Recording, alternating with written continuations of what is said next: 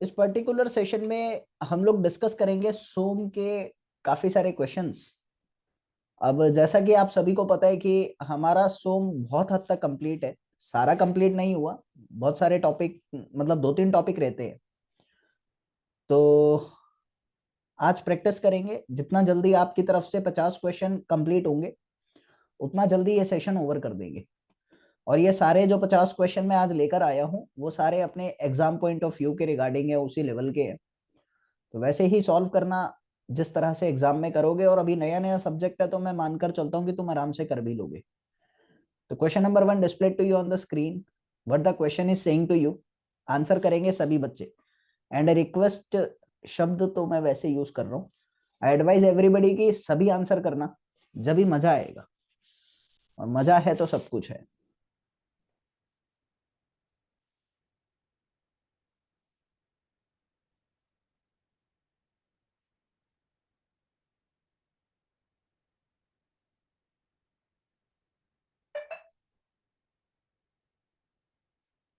Okay, सबको पता है प्रिंसिपल स्ट्रेस, प्रिंसिपल प्लेन की अगर मैं बात करता हूँ तो प्रिंसिपल प्लेन क्या है?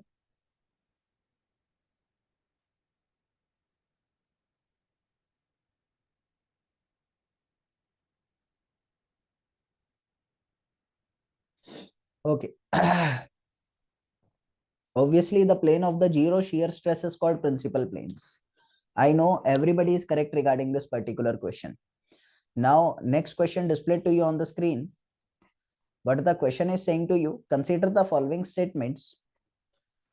The stress at which a material fractures under large number of reversal of the stresses is called endurance limit. Reversal of stresses जानते हैं आप लोग? Reversal of stresses is known to be as जहां alternate stress लगता है, एक बारी tension एक बारी कॉम्प्रेशन। तो जब ऑल्टरनेट स्ट्रेस कंडीशन आती है तो उसको रिवर्सल ऑफ स्ट्रेस कहते हैं। Absorption of energy at high stress without rupture is called toughness. इसमें से कौन सा स्टेटमेंट आप लोगों का सही है? आपको ये पूछा गया है, option A B C D.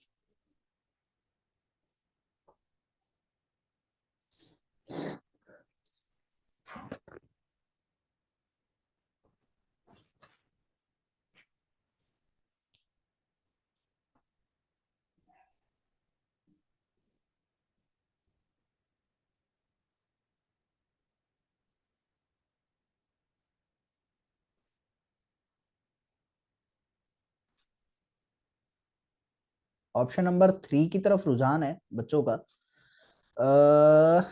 यार मेरे को थोड़ा सा पहले वाले पे अभी भी डाउट हो रहा है।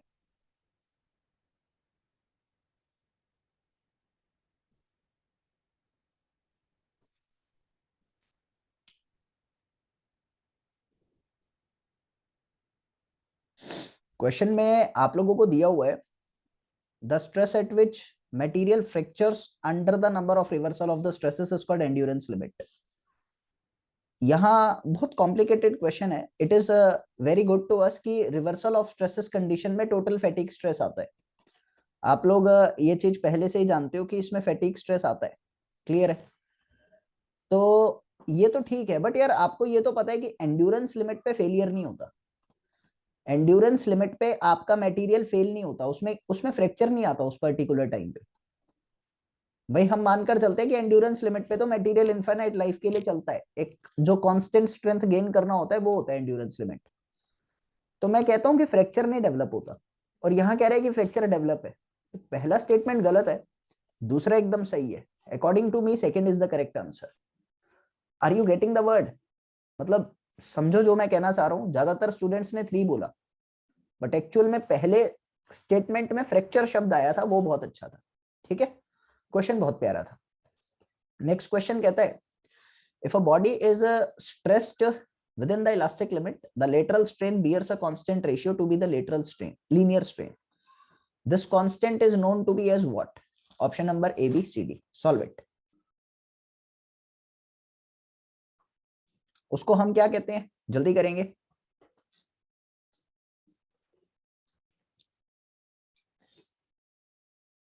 लगभग सभी का आंसर ठीक होना चाहिए इसका। Okay, everybody is saying option number A is the correct answer. Obviously, we call it as the Poisson ratio. कोई शक नहीं, बट अभी थोड़ी सी बात और बताता हूँ। सबको पता है कि पॉइजन रेशियो का जो फॉर्मूला होता है वो lateral strain over longitudinal strain होता है, और अलग अलग मटेरियल के लिए हमने इन वैल्यूज को भी याद किया था, तो वो आपको याद है। लेकिन दो बातें बताता हूं, अगर आपका लीनियर बिहेवियर शो कर रहा है, अगर ये लीनियरली वेरी कर रहा है ना, तो उसको अपन जानते हैं पॉइजन रेशियो के नाम से। अगर ये नॉन लीनियर बिहेवियर शो कर रहा है तो अपन इसको पॉइजन रेशियो नहीं कहते। नॉन लीनियर बिहेवियर शो अगर करेगा, यानी नॉन लीनियर स्ट्रेन वेरी करेगा, तो उसको अपन नया नाम से जानते हैं, that is called contraction ratio. तो ये थोड़ा सा याद रखना, ठीक है। इसको फिर हम वो नहीं कहते, पॉइजन रेशियो नहीं कहते, we call it as the contraction ratio. Clear है? तो option number A is the correct answer for this question. Force act along its line of action and makes no change if it acts from the different point on its line of action on the rigid body. This statement is called what? Transmissibility, parallelogram, Varignon's theorem या Lemay's theorem। मतलब एक line of action के corresponding आप कहीं पे भी force लगा लो, same effect आएगा, चाहे यहां लगाओ, चाहे यहां लगाओ, चाहे यहां लगाओ, सेम इफेक्ट आपका पैदा करेगा। उसको आप क्या कहते हो? ये हमने पढ़ा था, अगर याद हो आप लोगों को, पहले ही क्लियर कर लिए थे। Option number A B C D.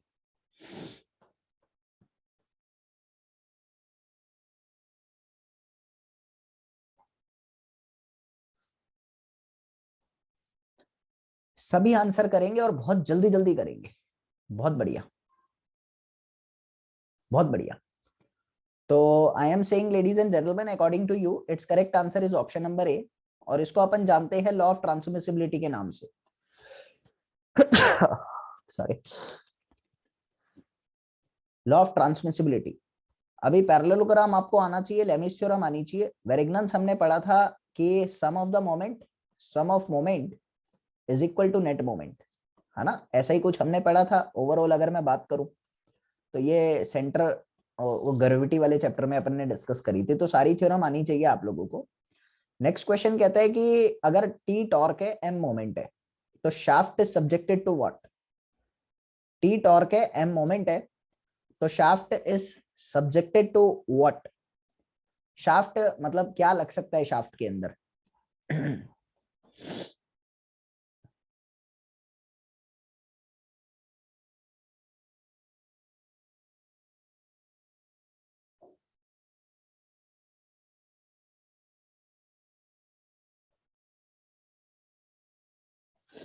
Option number A B C D. ये बहुत कॉमन सा क्वेश्चन है, और आप लोगों की बात यह है कि आप आंसर सारे नहीं कर रहे हैं। Sohaib is saying option number B, rest of the students are saying option number C. Obviously देखिए ना, क्या है कि आपके शाफ्ट के अंदर डायरेक्ट स्ट्रेस तो आ ही नहीं सकता ना। शाफ्ट के अंदर डायरेक्ट स्ट्रेस तो पॉसिबल ही नहीं है। डायरेक्ट स्ट्रेस जब पॉसिबल है जब एक्सियल लोड पड़ेगा।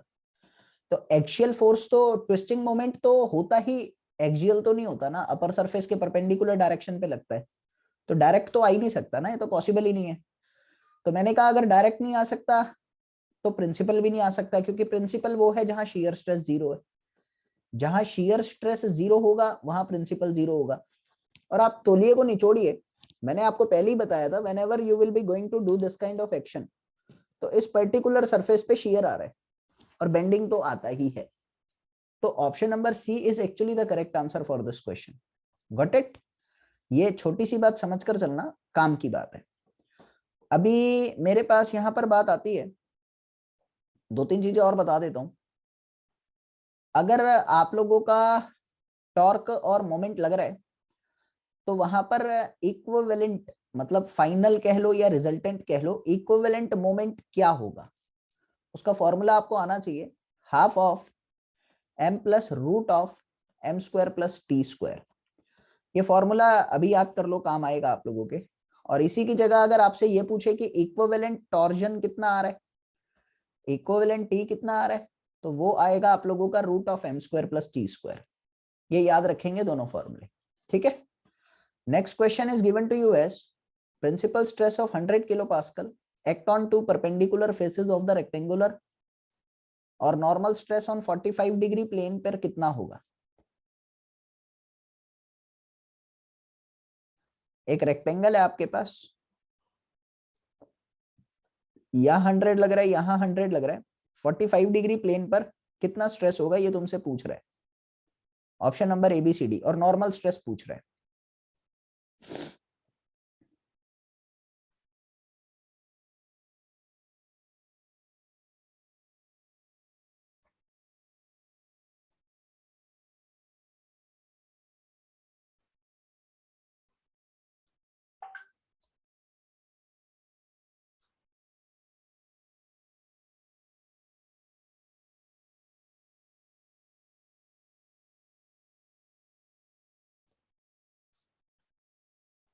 हंड्रेड वैल्यू बोली गई है, सिंपल फॉर्मूला लगाएंगे तो भी काम आ जाएगा। तो I can definitely say if I will be going to find the value of this, it is nothing just equal to sigma 1 plus sigma 2 by 2 plus sigma 1 minus sigma 2 by 2 cos 2 theta. यही था formula हमारे पास। तो when I will be going to put the value 200 by 2 plus में 0, तो 0 ही हो जाएगा, it will be equal to 100। तो नॉर्मल स्ट्रेस की वैल्यू ऑप्शन नंबर 2 के हिसाब से आपके पास आ रही है। फिर आपको बोल रहे हैं कि BF वाले मेंबर में कितना फोर्स है वो बताइए। BF वाले मेंबर में कितना फोर्स है वो आपको बताना है। यहाँ 5 टन का फोर्स लग रहा है सॉल्व इट, यहाँ 4 का लग रहा है। तो लेंथ भी गिवन है, FB L है, AC L है, AB 2L है। AB मतलब सारे L है, कहने का मतलब ये है। करेंगे please.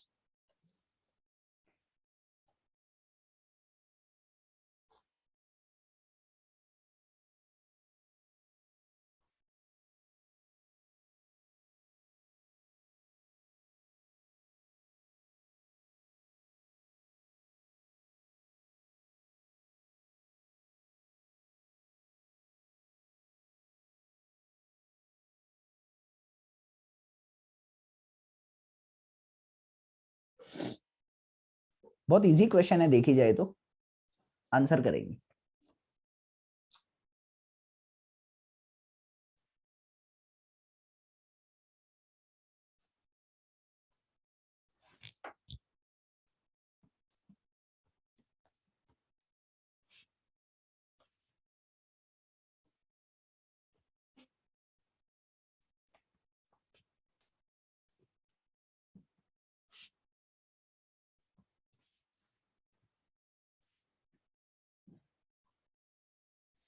To 2.5 5T compression. Okay, let me give you the option please, आप ताकि पहचान पाए सही क्या है।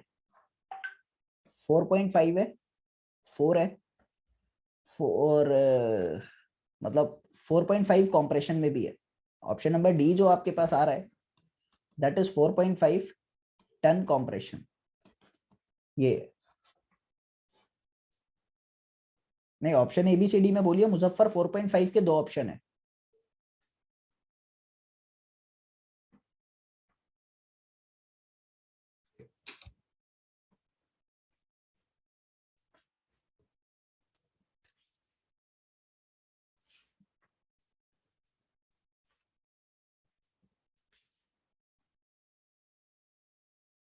Option C, Suhaib, Mushaffar, Saima, Bilal is saying option number B. Maximum students are saying C. Let me do it, please.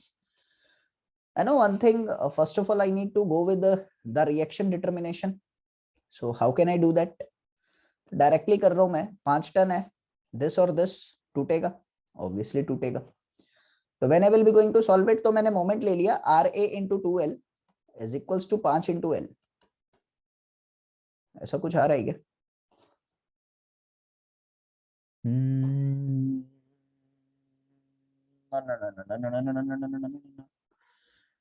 एक और भी मोमेंट लग रहा है, ये वाला। इस पॉइंट के अबाउट आपको मोमेंट लेना है, तो आई कैन डेफिनेटली से ये एंटी क्लॉकवाइज दे रहा है, ये क्लॉकवाइज दे रहा है, this is also clockwise, so minus में 4 into L। हाँ, तो when I will be going to solve it, तो मेरे पास क्या इक्वेशन बन रहा है यहाँ पर। एक मिनट यार, मैंने लिया किसके अबाउट है सारा, बी के अबाउट ही है ना। हाँ ठीक है, तो ये प्लस आ गया ना।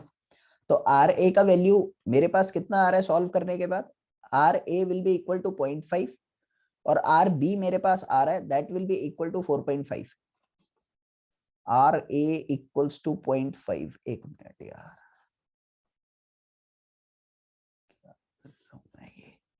आर ए इक्वल्स टू 0.5 और आर बी का वैल्यू आ रहा है 4.5। नाउ आई कैन डेफिनेटली से, अगर आर बी का वैल्यू आपके पास 4.5 आ रहा है तो ये पर्टिकुलरली इस मेंबर में ट्रांसफर होगा, क्योंकि sigma F Y is equal to 0 है। तो ऑब्वियसली ये ऊपर की तरफ, ये नीचे की तरफ देगा, और इस तरह के लोड को अपन कहते हैं कॉम्प्रेसिव लोड। तो directly F Y is equal to अगर 0 करता हूं, if I will be going to do F Y is equals to 0, तो मैंने कहा 4.5 प्लस में PBF, PBF is equals to 0, यानी पीबीएफ आपके पास आ रहा है 4.5 नेगेटिव साइन के साथ, यानी कॉम्प्रेसिव लोड आ रहा है। Option number D is the correct answer. D is the correct answer. Are you getting it? Please say yes to मी।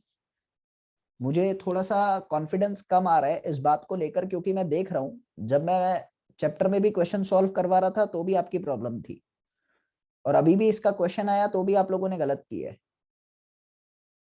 तो I think so I should need to give you 10 or 20 questions regarding the reaction, shear force and this truss.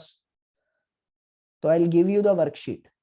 Okay, मैं आप लोगों को worksheet दूंगा, solve कर लीजिएगा, ठीक है। और डाउट आए तो कृपया करके मेरे से पूछ लेना, क्योंकि आपकी परफॉर्मेंस इसमें थोड़ी मेरे को वीक नजर आ रही है सबकी।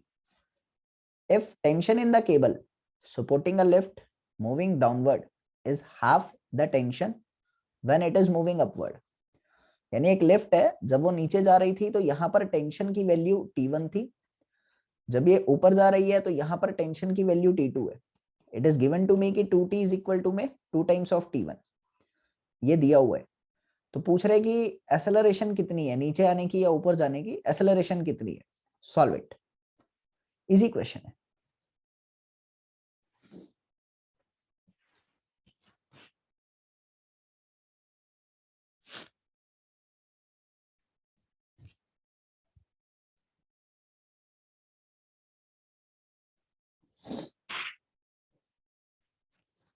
Sohaib is saying option number C. Sohaib यार सारे आंसर गलत आ रहे हैं आपके आज, सब खैरियत तो है? शायद पहली बार ऐसा हुआ है कि आपके सारे आंसर गलत आ रहे हैं। पिछले 3-4 आंसर आपने किए हैं वो गलत गए हैं सारे, ऐसा क्यों हो रहा है?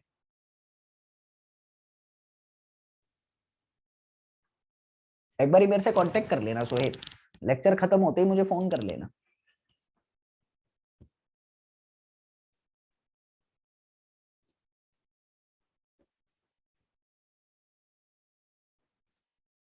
जी शौकत,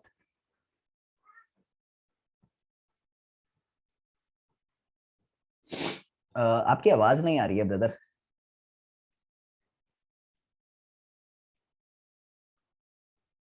चलिए मैं सॉल्व करता हूँ, गौर दीजिएगा, ये क्वेश्चन अच्छा है और इसको मैं थोड़ा आराम से समझाना चाहूंगा। मुझे ऐसा लग रहा है कि प्रैक्टिस उस लेवल की हुई नहीं है जो होनी चाहिए, तो ये मेरे लिए ठीक नहीं रहेगा। चलो, ये आपको पता है कि आपके लेफ्ट का नीचे की तरफ लगता है W, जिसको हम कहते हैं mg, ऊपर की तरफ लगता है रिएक्शन, जिसको मैंने R1 का, और मैंने कहा कि ये लिफ्ट ऊपर जा रही है A से। क्या मैं लिख सकता हूं अगर ऊपर जा रही है तो R1 minus M G is equals to M A के बराबर होगा। भाई नेट फोर्स किसके बराबर होता है? This is the net force, ऊपर वाला माइनस नीचे वाला, is equals to M A. मैंने कहा आर की वैल्यू आ रही है M of G plus A, और जब यही लिफ्ट आपकी नीचे आएगी, this is the W, this is reaction R2, जब ये लिफ्ट नीचे आ रही है, क्या मैं लिख सकता हूं W माइनस R1, या डायरेक्टली लिखता हूं mg minus R2 is equals to M A, यानी m of g minus A is equals to R2। R कह लो या T कह लो, कोई फर्क नहीं है। क्वेश्चन में बोला है कि R1 जो है वो 2 टाइम्स ऑफ R2 के बराबर है। क्या मैं इक्वेशन में लिख सकता हूं m of g plus A is equals to 2 times of m ऑफ जी माइनस ए, एम से एम काटा, सॉल्व करने के बाद आपके पास क्या आ रहा है, G plus A is equals to 2g minus 2a, ये उधर जाके माइनस, ये यहाँ पर 3a इज इक्वल्स टू जी, यानी a का वैल्यू g/3 आ रहा है। अफसोस है मुझे आप लोगों पर बहुत ज्यादा, क्योंकि ज्यादातर अवाम का आंसर गलत है और इसका correct answer option number B है। Are you getting it what actually I need to say for this question?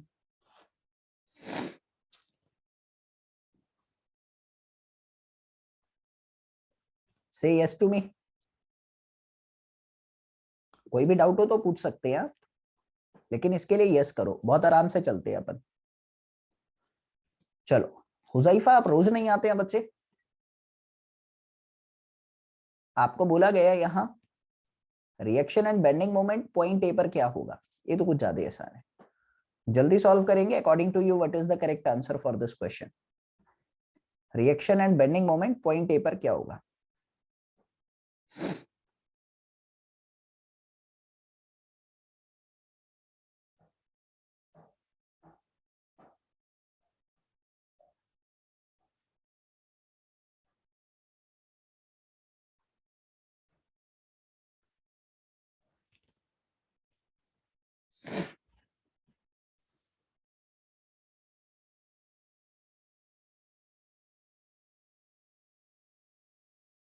Mahwish, जल्दी और जल्दबाजी में फर्क होता है, प्रियंका चोपड़ा ने कहा था एक बार ये बात, और मैं जब के बाद से भूला नहीं।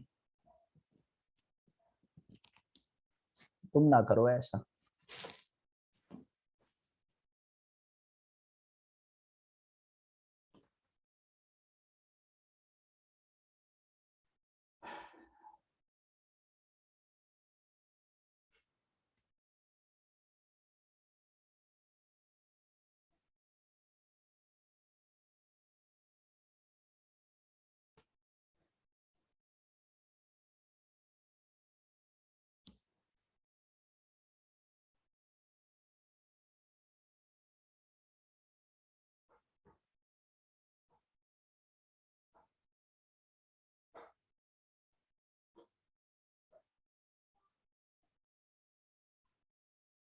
सुनो ये रिकॉर्डिंग में से भेज दो ना, ठीक है?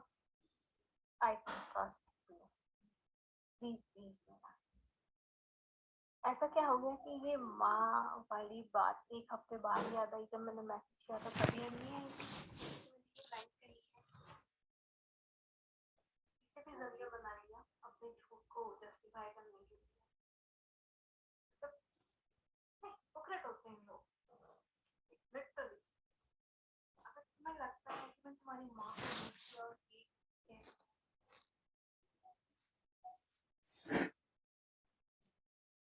ओके, अभी बात आती है, I need to solve it. Total load कितना होगा? रिएक्शन तो टोटल वर्टिकल फोर्स हो गया ना, 10 प्लस 5 प्लस 15, तो when I will be going to solve it I will get it as 30। And moment तो मैं जानता हूं इसके लिए हमेशा नेगेटिव होने वाली है, तो 10 इंटू 1, 5 इंटू 3 और 15 इंटू 6, तो when I will be going to solve it minus 115 जाएगी। तो टोटल आंसर हो गया option number A is the correct answer. Next question आप लोगों का दिया हुआ है यहाँ पर, the state of the stress at the point in the strained element is shown in the figure. Maximum tensile stress कितना होगा इस एलिमेंट का? मैक्सिमम टेंसाइल स्ट्रेस कितना होगा इस एलिमेंट का, वो आपसे पूछ रहा है।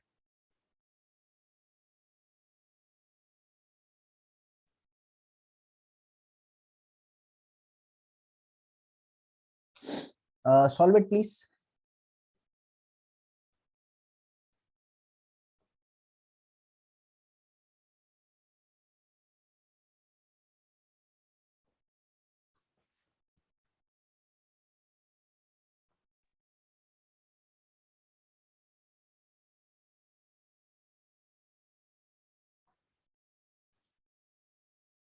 Zero.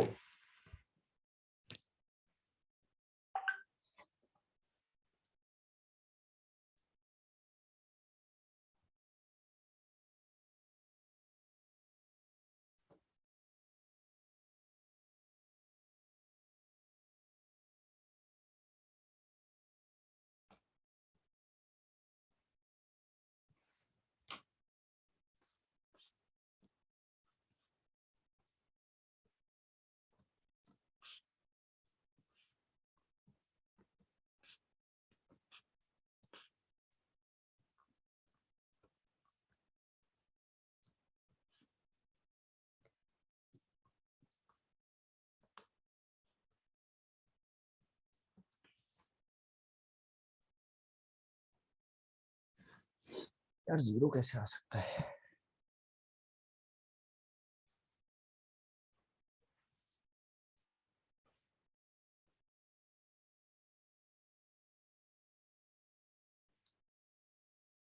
Now, ladies and gentlemen, I know one thing that tensile हो चाहे कंप्रेसिव हो, है तो एक्सियल स्ट्रेस, और एक्सियल स्ट्रेस का फॉर्मूला आपको पता होगा, sigma 1 plus sigma 2/2 plus minus root of sigma 1 minus sigma 2/2 plus tau square.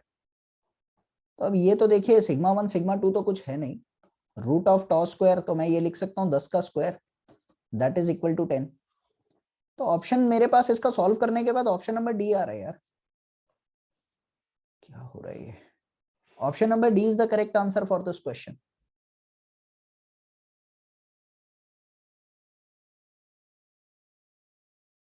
Are you getting it? Say yes to me, please.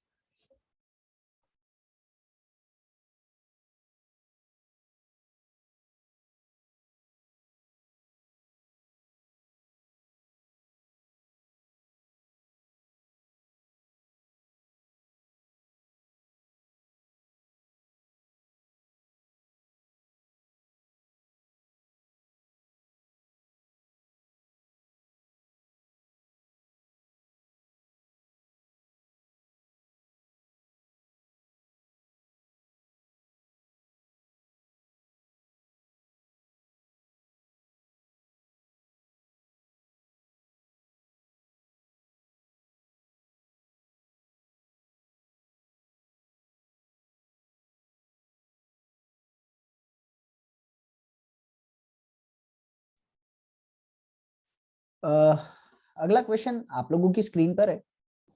दो बीम है आपके पास, ए और बी, दोनों का लेंथ इक्वल है, दोनों सेम सेंट्रल लोड ले रहे हैं।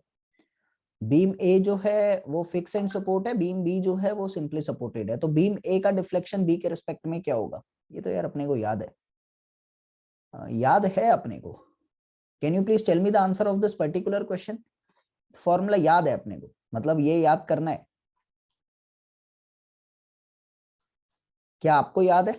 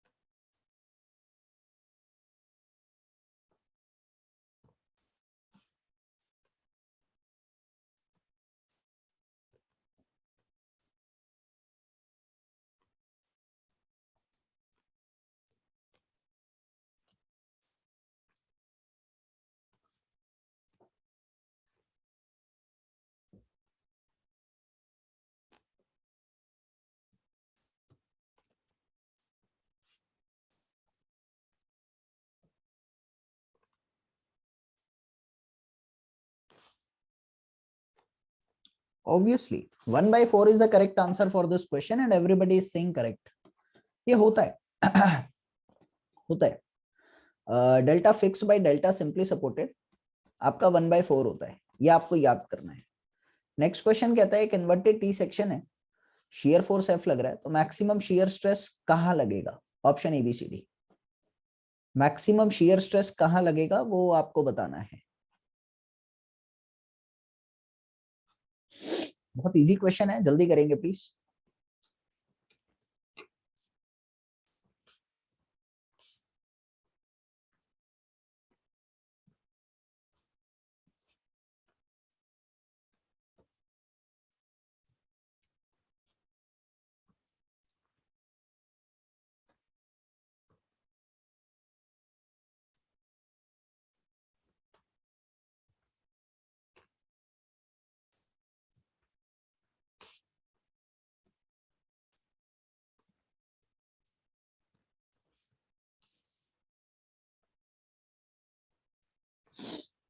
ऑब्वियसली मैक्सिमम शियर स्ट्रेस कहाँ लगता है? न्यूट्रल एक्सिस पे लगता है, ये बात हम लोग ऑलरेडी चैप्टर में पढ़ चुके हैं।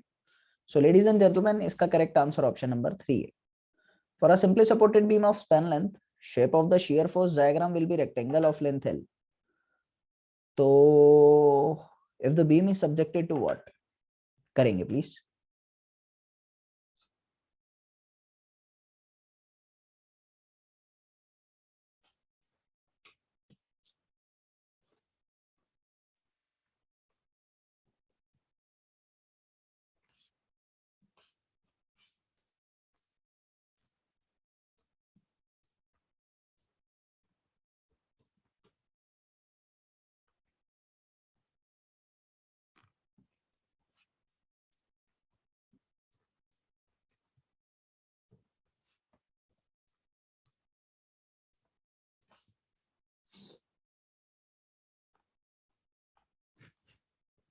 ऑप्शन नंबर ए की तरफ रुझान थोड़ा सा ज्यादा है. शाहिद, कोई प्रॉब्लम आ रहा है क्वेश्चन देखने में? अच्छा, थोड़ा बड़ा है. ये देख, करेंगे प्लीज क्वेश्चन को.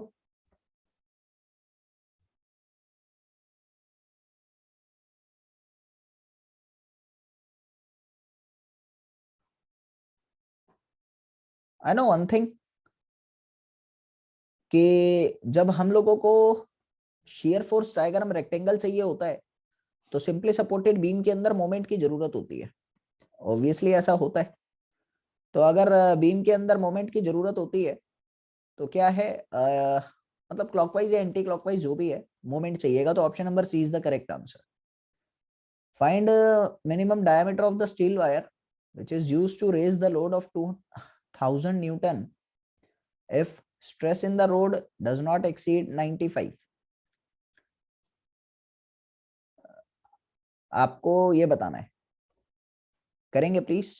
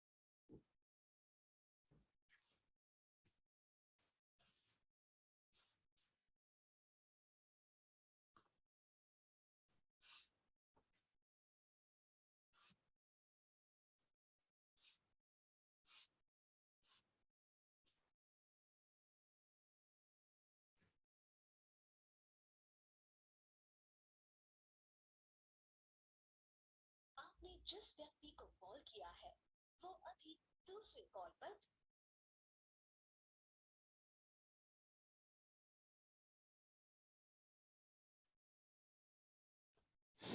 ओके, थोड़ा सा मुश्किल लग रहा है ना question. Let me do it for you. बहुत इजी है देखी जाए तो. है ना वन थिंग कि आप लोगों को दिया हुआ है कि आपका लोड जो है वो 2000 और आपका स्ट्रेस जो है वो 95 इंटू 10⁻⁶ है. मेगा न्यूटन पर मिलीमीटर स्क्वायर है. When I will be going to convert it तो मिलीमीटर स्क्वायर में वो डायरेक्टली हो जाता है. फिर अपने को 10⁻⁶ से मल्टीप्लाई नहीं करना होता. यहाँ से एरिया आ जाएगा आपका P/σ. Area is equals to pi by 4 of D का स्क्वायर, तो I can calculate the value of D as well. तो ऑप्शन नंबर सी दे रखा है, खुद से कैलकुलेट कर लेना। नेक्स्ट पे चलते हैं। अगर शाफ्ट का डायमीटर आधा कर दिया जाए तो सेम टॉर्क के लिए शियर स्ट्रेस कितना होगा? अगर शाफ्ट का डाया आधा कर दिया जाए तो सेम टॉर्क के लिए शियर स्ट्रेस कितना होगा? Option number A B C D.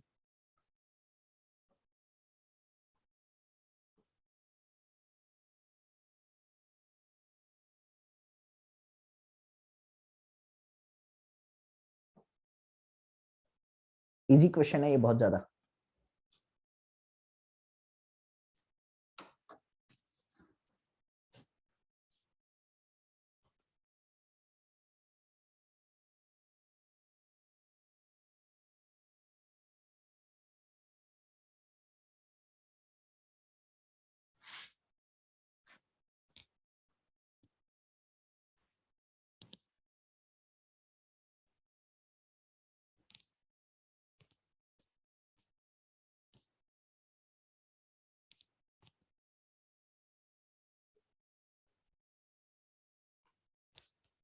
Hello.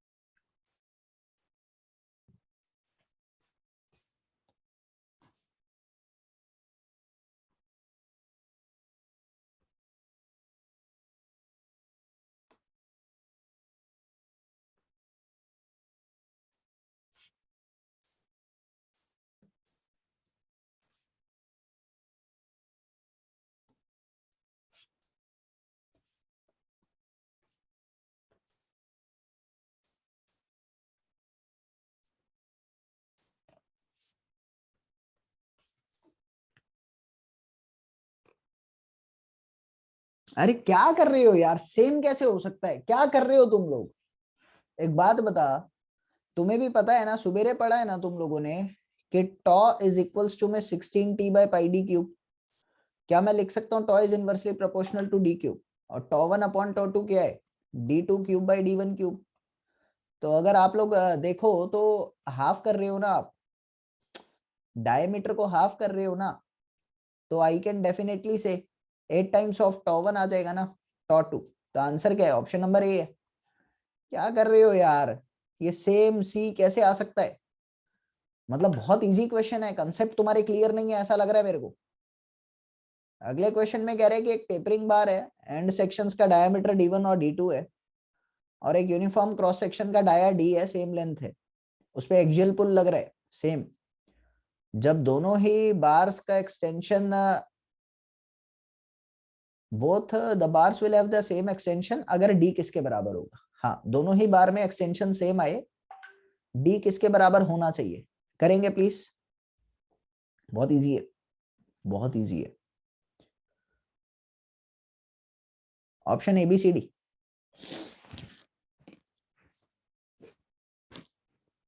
तुम्हारी प्रैक्टिस थोड़ी सी मुझे कम लग रही है इस सब्जेक्ट के रिगार्डिंग।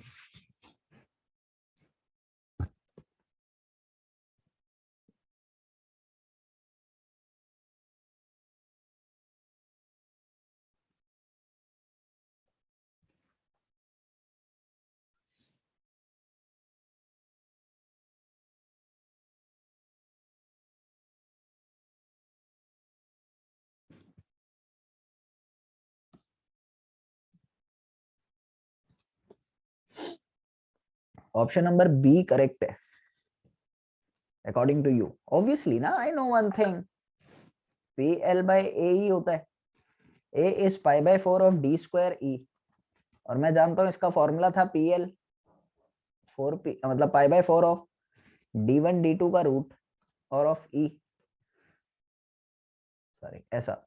तो when I will be going to solve it, तो मेरे पास क्या आ रहा है, D square is equals to d1 d2 आ रहा है ना, यानी D will be equal to d1 d2 root में। तो option number B is the correct answer for this question. ये इजी था। अभी क्वेश्चन में आप लोगों को दिया गया कि एक अनसिमेट्रिकल बीम है, ये अभी रुक जाओ, ये करेंगे। एक कैंटिलीवर बीम है आपके पास और आपको बोला गया कि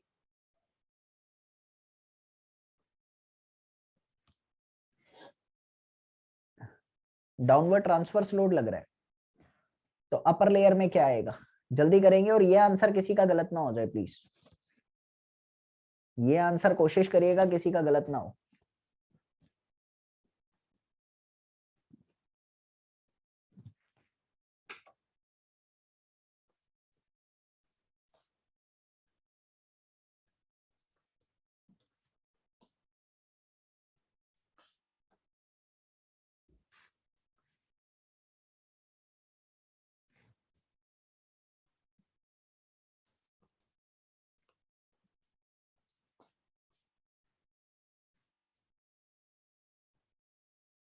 option number A, obviously it is the correct answer.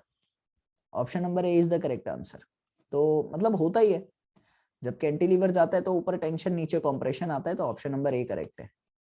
ये क्वेश्चन है, stationary structure acted upon by the system of forces, जिसमें बहुत सारे लोड आते हैं, तो किस वजह से आता है, मतलब body forces caused by which of the following elements, क्या कह रहे हैं, which include external load, reaction and body forces caused by which of the following element. हाँ, मतलब ये सारे फोर्सेस क्यों आते हैं किसी भी स्ट्रक्चर पे, ये बताओगे क्या, ये सारे फोर्सेस क्यों आते हैं किसी भी स्ट्रक्चर पे। ये कुछ ज्यादा ही आसान क्वेश्चन है।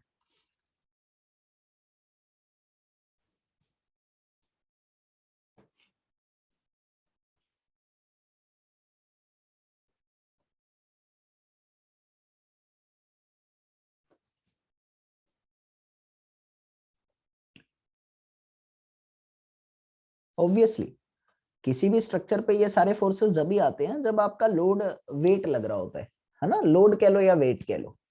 तो option number A is the correct answer for this question.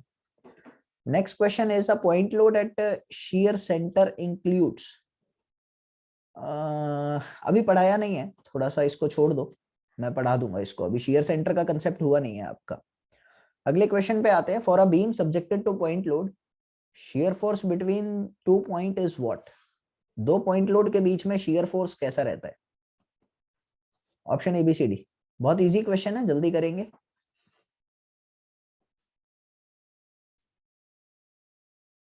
Do it in hurry please. Obviously ना, it is equal to what, constant, जिसको अपन shear span के नाम से भी जानते हैं। याद है shear span क्या होता है। अगला क्वेश्चन है, if a section modulus is increased, bending stress क्या होगा।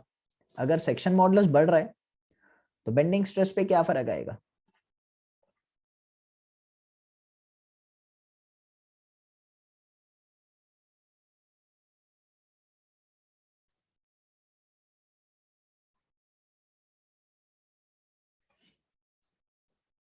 हाँ बिल्कुल डिक्रीज करेगा, क्यों, क्योंकि I know one thing, m is equals to sigma z होता है, यानी sigma is inversely proportional to z होगा। तो I am saying that obviously अगर सिग्मा बढ़ रहा है तो z डिक्रीज करेगा।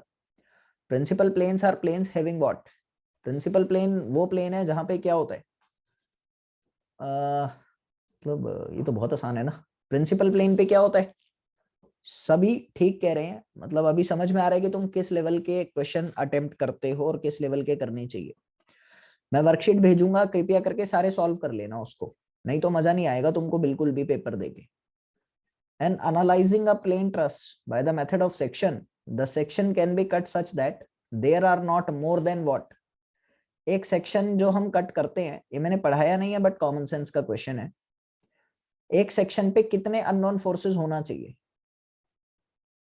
1 2 3 6। देखिए मैं आपको बता देता हूँ, आपको मैंने ये पढ़ाते हुए भी समझाया था कि मेथड ऑफ ज्वाइंट्स के केस में आप दो रिएक्शन को यूज करते हैं, दो इक्विलिब्रियम इक्वेशन को यूज करते हैं। सिग्मा एफ एक्स 0 है और सिग्मा एफ वाई 0 है। और मेथड ऑफ सेक्शन के केस में आप 3 इक्विलिब्रियम इक्वेशंस को यूज करते हैं। सिग्मा एफ एक्स 0 है, एफ वाई 0 है और एम जेड 0 है। ठीक है, तो I am saying ladies and gentleman कि option number 3 is the correct answer for this question. What is the nature of stress in the ceiling fan rod? आपका ceiling fan जो होता है उसकी रॉड में किस तरह का स्ट्रेस देखने को मिलेगा? Option A bending, compressive, shear या tensile.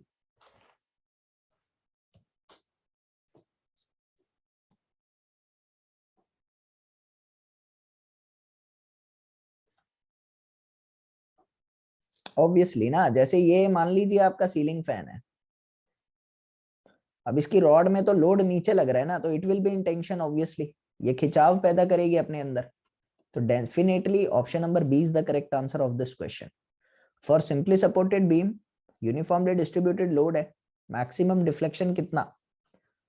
Option ABCD।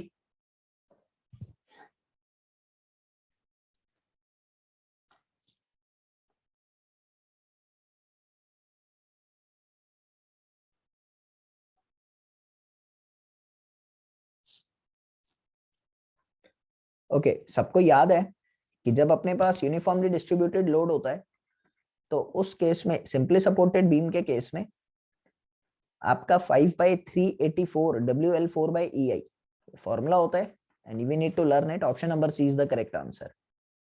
When the thin cylinder is subjected to uniform pressure acting inside of it, अगर एक थिन सिलेंडर उसमें यूनिफॉर्म प्रेशर लग रहा है तो हुप स्ट्रेस क्या होगा? Option ABCD।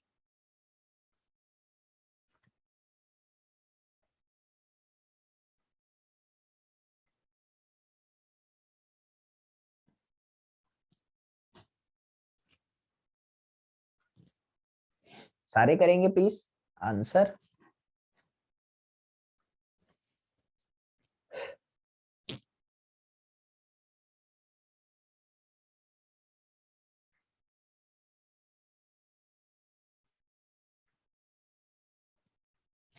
बिल्कुल फैक्ट है।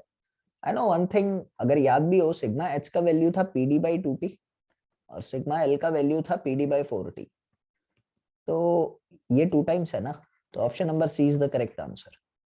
अभी कह रहे हैं कि एक बीम है, सॉलिड सर्कुलर क्रॉस सेक्शन का है, जिसका डायमीटर D है।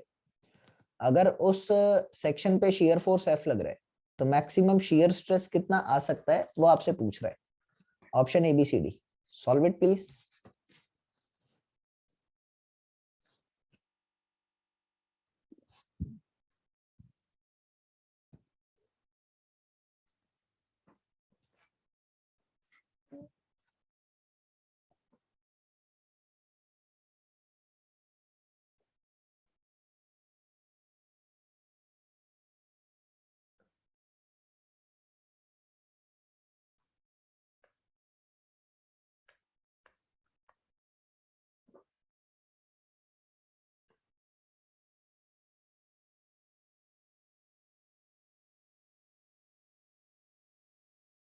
क्या हो गया?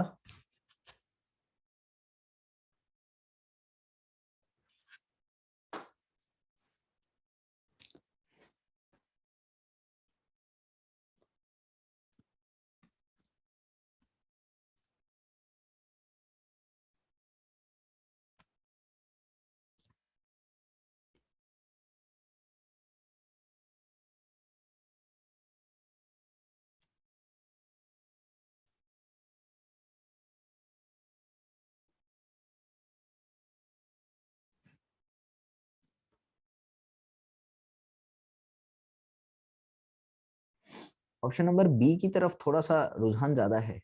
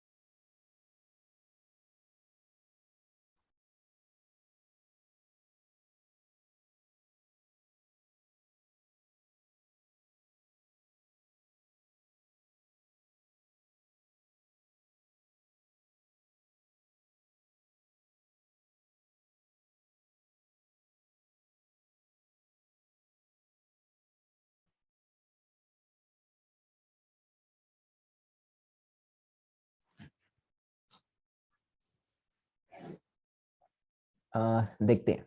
आई know one thing, maximum shear stress क्या होता है, that is equal to 4/3 of tau average. Tau average क्या होता है, फोर्स अपॉन एरिया। एरिया होगा पाई/4 of D square, circular section की बात कर रहे हैं। तो मैं यहां से लिख सकता हूं कि tau average is equals to 4f pi D square. और टॉ मैक्सिमम क्या होगा आपका, 4/3 of 4f pi D square, 16f/3 pi D square, tau maximum. तो option number B is the correct answer for this question. Given that J is the number of joints, B and R are the number of members and reactions. अगर ऐसा कुछ है तो truss क्या है? Option number A B C D, please do it.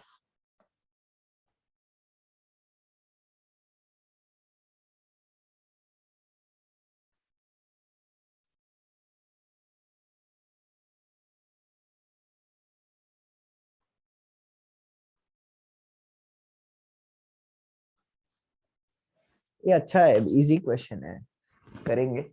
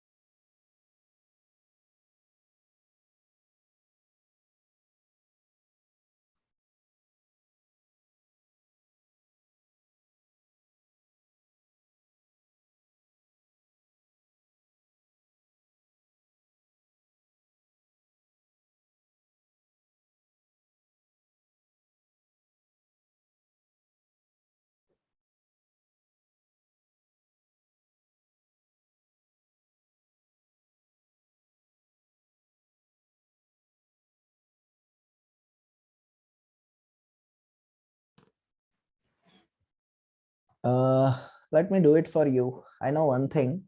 Equation is n plus r minus 2j. Member is 5. Reaction is 4 minus 2 of 4. तो ds का value 1 आ रहा है। And I know it is greater than 0, तो statically indeterminate होगा ना। अगर ds positive होता है तो इंडिटरमिनेट तो रहेगा ही रहेगा, ऑब्वियसली रहेगा। तो अभी क्वेश्चन आता है कि कैंटिलीवर बीम ए बी है और पॉइंट लोड है उसके ऊपर 12 का, 6 मीटर का स्पैन है। ई का वैल्यू ये है, आई एक्स का वैल्यू ये है, तो फ्री एंड पे डिफ्लेक्शन क्या होगा? Solve it please.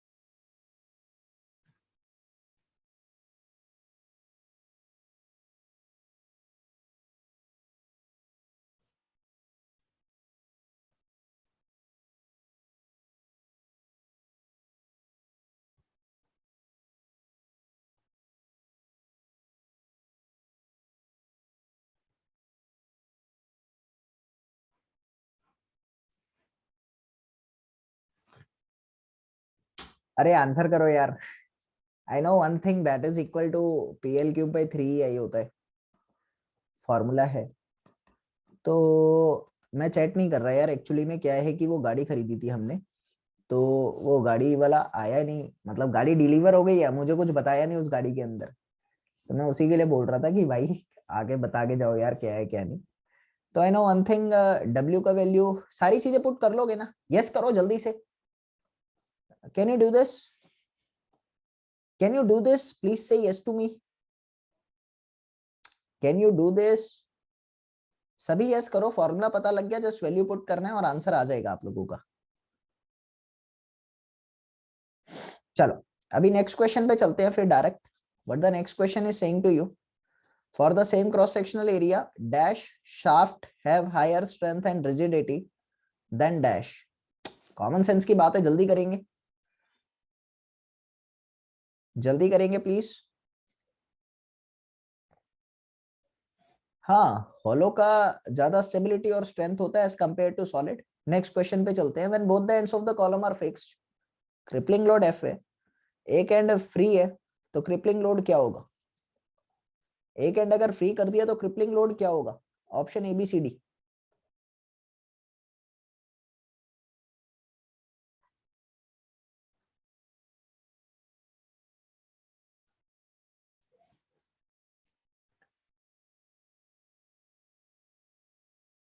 उबैद ने पहले वाला आंसर करा है कि ये वाला करा है?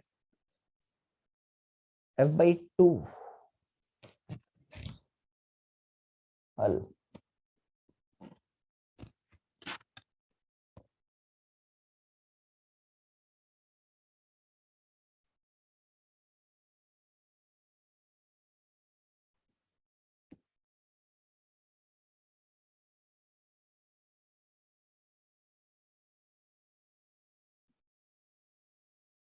क्या कर रहे हो यार? आपको पता है फॉर्मूला होता है पाई स्क्वायर P(CR)=π² EI/L² होता है ना। L इफेक्टिव नए वाले के केस में कितना हो जाएगा? 2F। तो when I will be going to solve it, तो मैं यहां से कह सकता हूं पहले वाले केस में L इफेक्टिव कितना था? जब दोनों एंड फिक्स होता है तो F/2 था। तो जब आप इस वैल्यू को डालेंगे तो आपके पास क्या आ जाएगा? पहले था π² EI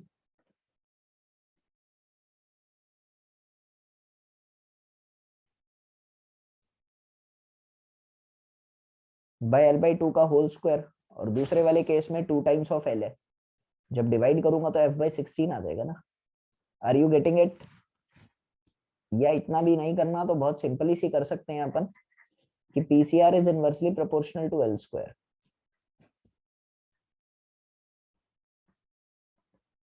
PCR is inversely proportional to L²।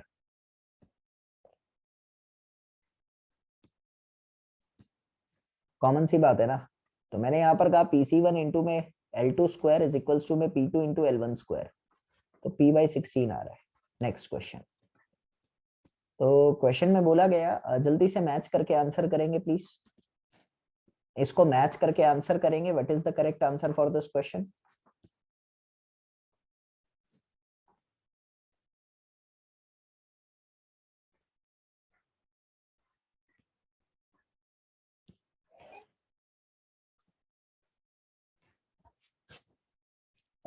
ठीक है, बाकी बच्चे भी प्लीज आंसर करेंगे, जल्दी जल्दी करो यार, इसमें इतना टाइम लगाने वाली बात ही नहीं है।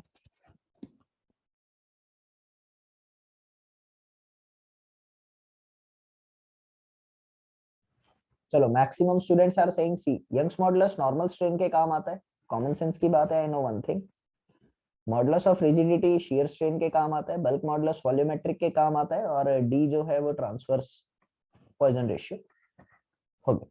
नेक्स्ट क्वेश्चन आप लोगों का, अच्छा ये अभी पढ़ाया नहीं है, इसको करते हैं। एक स्टील रॉड है जिसका ओरिजिनल लेंथ 200 है, फाइनल लेंथ इतना है और लोड इतना है, तो स्ट्रेन कितना होगा? जल्दी करके आंसर देना, कैलकुलेशन है बस और कुछ नहीं है।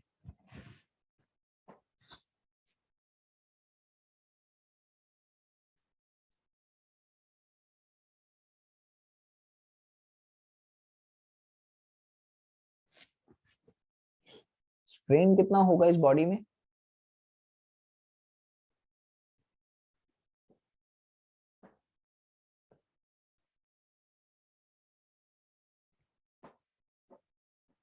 आई नो वन थिंग ना, स्ट्रेन इज नथिंग। अच्छा, कई बच्चे तो फॉर्मूला लगा रहे होंगे PL बाई ए करके, जरूरत क्या है? Delta L by L, delta L क्या है, कितना चेंज हुआ है 0.2, और एल क्या है 200। When I will be going to solve it, 1/1000 आ रहा है ना, यानी 0.001 is the correct answer. Option number C is the correct one. Next question आता है आपके स्क्रीन पर कि centre of gravity of the solid circular cone of height h lies at a distance from vertex along the axis of rotation। अरे ये तो बहुत आसान है, सेंटर ऑफ ग्रेविटी का फॉर्मूला पूछ रहा है आप लोगों से, करेंगे प्लीज। कोन की सेंटर ऑफ ग्रेविटी ऊपर से कितने डिस्टेंस पे लाई करती है?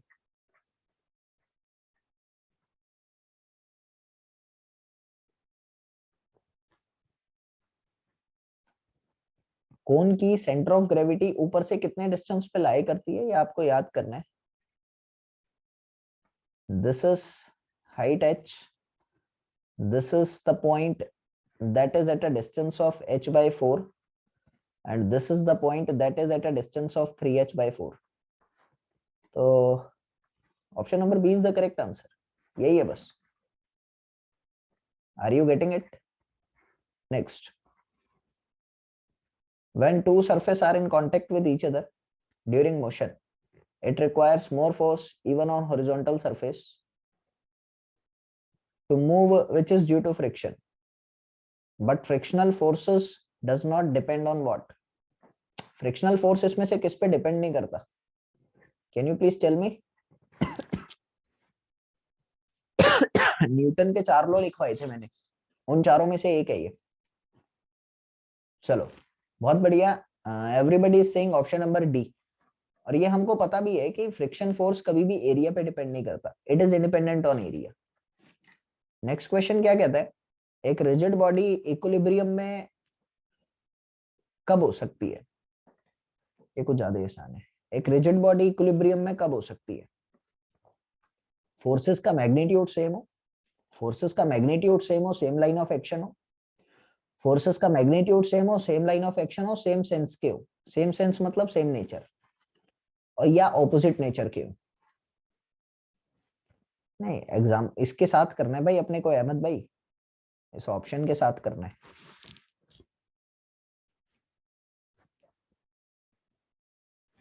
Obviously everybody is saying option number D, और इसमें कोई शक भी नहीं है, ये कुछ ज्यादा ही आसान क्वेश्चन है भाई। एक ही लाइन के अलोंग एक साइड ऐसे लगेगा, एक साइड ऐसे लगेगा, तो कैंसिल आउट हो जाएगा ना, तो ऑपोजिट सेंस के फोर्सेस जीरो शो करते हैं। The ability of the material to absorb energy in the elastic region is called what?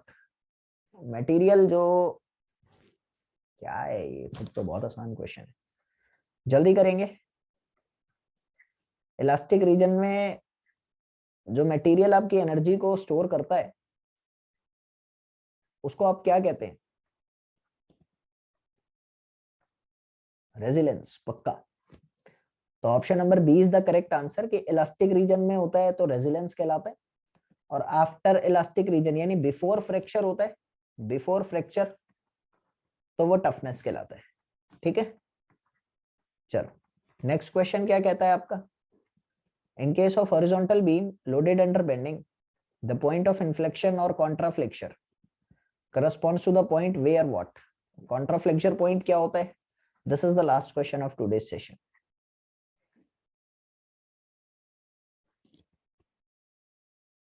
Point of contraflexure क्या होता है?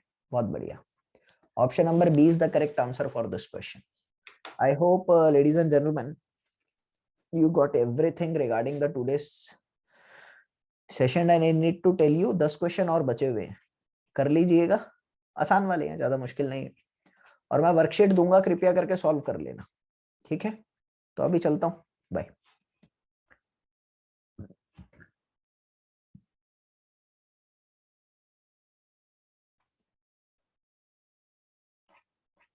क्वेश्चन नंबर 29, एक मिनट, 28 29, हाँ ब्रदर यही था शाहिद, पूछना है कुछ?